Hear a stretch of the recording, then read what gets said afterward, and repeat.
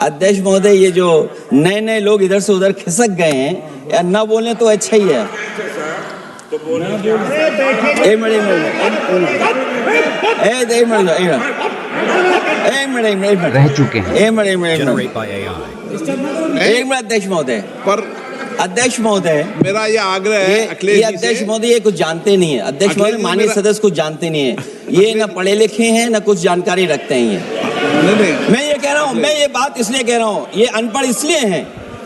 अध्यक्ष महोदय, मैं ये बात इसलिए कह रहा हूँ कि जो जो घटनाएं मैं बता रहा हूँ, मैंने एक एक घटना इलेक्शन कमीशन को टैग किया है, एक एक वीडियो इलेक्शन कमीशन को दिया है, एक एक पत्र लिखा है इलेक्शन कमीशन को। अगर एक भी कार्रवाई की हो तो मुझे बता दें, अगर ये जानते हो। और दूसरा, मैं अध्यक्ष महोदय, मैं दूसरा बताना चाहता हूं आपको। अध्यक्ष महोदय, चुनाव जीते जाते हैं, हारे जाते हैं। कभी कोई चुनाव जीतता है, कभी कोई चुनाव जीतता है।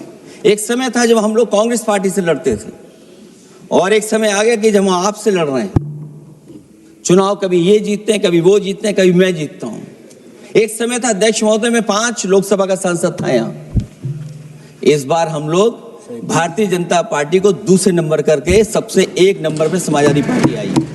और अध्यक्ष महोदय, ये जहां से आपने कम्युनल पॉलिटिक्स शुरू की थी, जहां से आपने कम्युनल माहौल बनाया था देश में, उस अयोध्या से अगर कोई जीता है तो हमारे समाजवादी पार्टी के अवधेश जी जीत करके आए हैं। ये चुनाव जीते जाते हैं, हारे जाते हैं, लेकिन जिस संस्था की जिम्मेदारी है निष्पक्ष रहना, वो आखिरकार संस्था निष्पक्ष क्यों नहीं है, सवाल ये है। और सवाल मैं यहां से उठाता हूं बाई इलेक्शन का। मैं 3 बाई इलेक्शन का उदाहरण देना चाहता हूं आपसे अध्यक्ष महोदय। नहीं, बाई इलेक्शन पर चर्चा नहीं हो रही। नहीं, मैं नहीं, जब तक आप अध्यक्ष महोदय चीज जानोगे नहीं, अगर मैं एग्जांपल नहीं दूंगा कि इलेक्शन कमीशन क्या कर रहा है, तो अब मैं रिफॉर्म क्या मांग करूंगा। अध्यक्ष महोदय, जब तक मैं घटना नहीं बताऊंगा, मैं पहला बाई इलेक्शन बताना चाहता हूं। ओके, मानिए आपका नंबर आएगा। अगर आप रिफॉर्म पे बात कर रहे हैं तो आपको घटनाएं क्या हुई वो बात तो करनी पड़ेगी। अध्यक्ष महोदय, मैं बाई इलेक्शन मिल्कीपुर की बात करना चाहता हूं। बाई इलेक्शन मिल्कीपुर जो अयोध्या क्षेत्र में आता है। इलेक्शन कमीशन को हम लोगों ने शिकायतें की, यहां धांधली होने जा रही है, चुनाव को हराया जाएगा। वहां की सरकार ने मिलकर के किस अधिकारी को पोस्ट करना है, किसको प्रिसाइडिंग ऑफिसर बनाना है, और हम लोगों ने रंगे हाथ पकड़ा लोगों को। एक व्यक्ति को पकड़ा, वो 6 वोट के डाल के आ रहे थे। एक व्यक्ति को पकड़ा जो दूसरी विधानसभा से थे। एक मंत्री जी भाग गए जो हजारों लोगों को लेकर के उस विधानसभा में आए हुए थे। तो ये बातें मैं इसलिए बता रहा हूं कि अगर हमें रिफॉर्म करना है तो रिफॉर्म तभी संभव है जब हमारा इलेक्शन कमीशन निष्पक्ष होगा। इसलिए अध्यक्ष महोदय, मैं कांग्रेस पार्टी के सुझाव से सहमत हूं कि पहला सुझाव उन्होंने दिया है, और हम समाजवादी पार्टी के लोग भी ये मानते हैं कि जो इलेक्शन कमीशन के अपॉइंटमेंट का जो तरीका है वो तरीका बदला जाए। वो कम से कम ऐसा हो, पारदर्शी हो, निष्पक्ष हो, दिखे कि हमारी भी कुछ भागीदारी है। क्योंकि जो व्यवस्था पहले थी उस व्यवस्था को अगर बदलने का काम किसी ने किया तो भारतीय जनता पार्टी ने किया है। इस व्यवस्था को बदलने का जो सुझाव कांग्रेस पार्टी की तरफ से है उस सुझाव से हम सहमत हैं। दूसरा सुझाव जो कांग्रेस पार्टी ने दिया है, थोड़े दिनों बाद सुधार आया है कांग्रेस में, इसके लिए हम उनको धन्यवाद और बधाई देते हैं। उन्होंने कहा, और अध्यक्ष महोदय मेरा भी सुझाव है कि इलेक्शन बैलेट पेपर से होना चाहिए। और इसलिए होना चाहिए कि बहुत प्रश्न लग रहे हैं, बहुत उंगली उठ रही है। इलेक्ट्रॉनिक चीजों पे बहुत सवाल खड़े हो रहे हैं, और केवल भारत के अंदर लोकतंत्र में नहीं, दुनिया के लोकतंत्र में। और ये जो लोग कुछ कह रहे हैं इलेक्ट्रॉनिक की बात और टेक्नोलॉजी की बात कर रहे हैं, मैं उनसे कहना चाहता हूं कि भारत और जर्मनी की तुलना कर लें, भारत और अमेरिका की तुलना कर लें, भारत की और जापान की तुलना कर लें, हम कहां खड़े हैं। अगर वो संपन्न देश जो टेक्नोलॉजी में हमसे कई गुना आगे हैं, अगर वो स्वीकार नहीं कर रहे ईवीएम, तो आखिरकार हम ईवीएम को क्यों स्वीकार कर रहे हैं।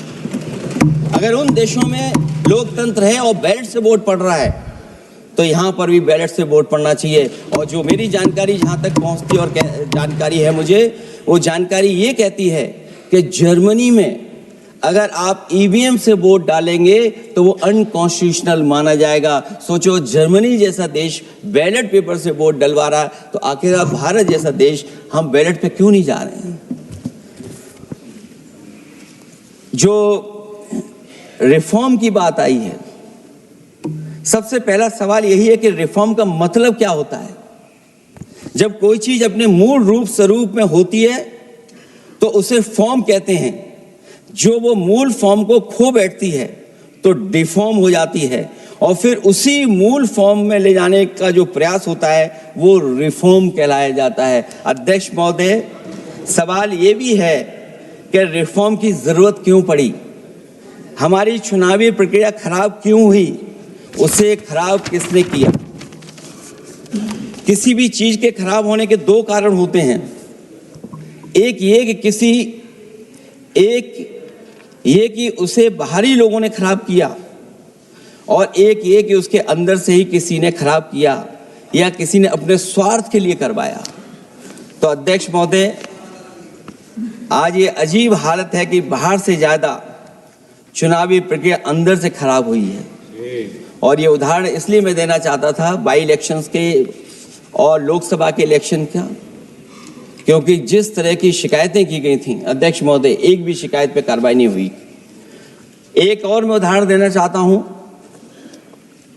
फर्रुखाबाद का चुनाव लोकसभा का, हालांकि और लोकसभा के चुनाव को मैं नहीं कहूंगा, लेकिन फर्रुखाबाद का लोकसभा का चुनाव जो पिछली बार 2024 में बड़े करीब से मैंने देखा।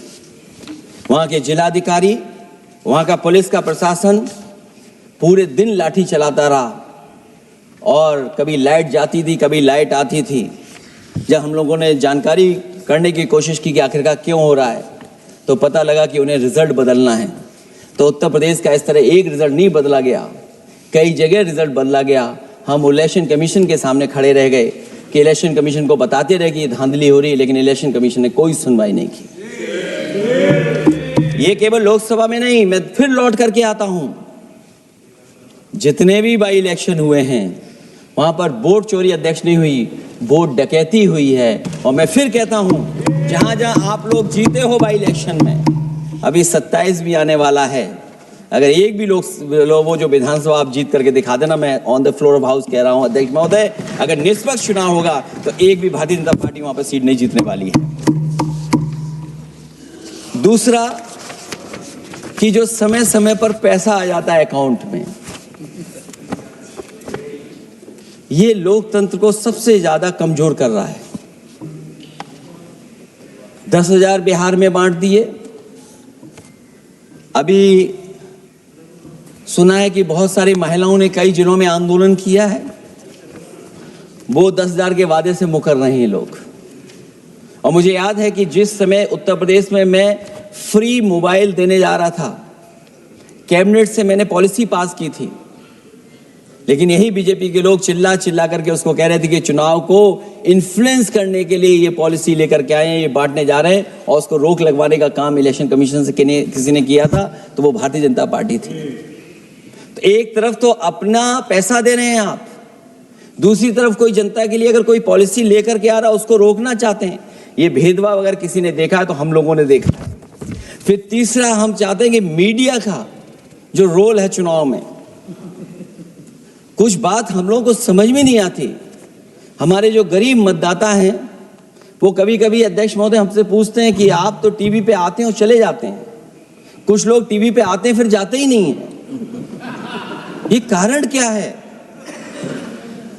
अगर इलेक्शन के समय पर हम पॉलिटिकल पार्टीज को स्पेस अगर बराबर नहीं मिलेगा तो शायद चुनाव निष्पक्ष नहीं होंगे। इसलिए अध्यक्ष महोदय, आपके माध्यम से मेरा सुझाव ये भी है कि चाहे वो प्राइवेट हो चाहे सरकारी हो, मीडिया में बराबर का कहीं ना कहीं हम लोगों को भी स्पेस मिलना चाहिए। इधर एक नई चीज है, नया जमाना है, तो नई चीज है सोशल मीडिया। पहली बार देखने को मिल रहा है कि जहां पर इमेज बनाने के लिए पैसा नहीं खर्च किया जा रहा अध्यक्ष महोदय, दूसरे की इमेज कैसे खराब की जाए उसके लिए पैसा खर्च किया जाता है। जो नकारात्मक जितना कैंपेन है, मैं अध्यक्ष महोदय दावे के साथ कह सकता हूं हमारे पास कोई एजेंसी नहीं है, कोई सोशल मीडिया टीम नहीं है जो हम नेगेटिव कैंपेन रन कराते हों। लेकिन भारतीय जनता पार्टी के पास हजारों ऐसे लोग हैं और हजारों करोड़ रुपए इस बात के लिए खर्च करते हैं कि नेगेटिव कैंपेन कैसे रन किया जाए। और जितना जितना चुनाव करीब आता है उतना सोशल मीडिया से लेकर के हर प्लेटफॉर्म पर नेगेटिव कैंपेन अगर कोई कर रहा है तो वो कर रहा है भारतीय जनता पार्टी के लोग। इलेक्टोरल बॉन्ड की तो बात हम इसलिए नहीं करना चाहते हैं क्योंकि हमें तो मिला ही नहीं कुछ। अध्यक्ष महोदय क्या बात करूं मैं इलेक्टोरल बॉन्ड की। सबसे ज्यादा इलेक्टोरल बॉन्ड अगर किसी को मिले हैं तो सत्ता में बैठे हुए लोगों को मिले हैं। दूसरा कांग्रेस को मिला। कांग्रेस ही हमारे मित्र ऐसे कि हमें नहीं बताते कहां से मिलता है।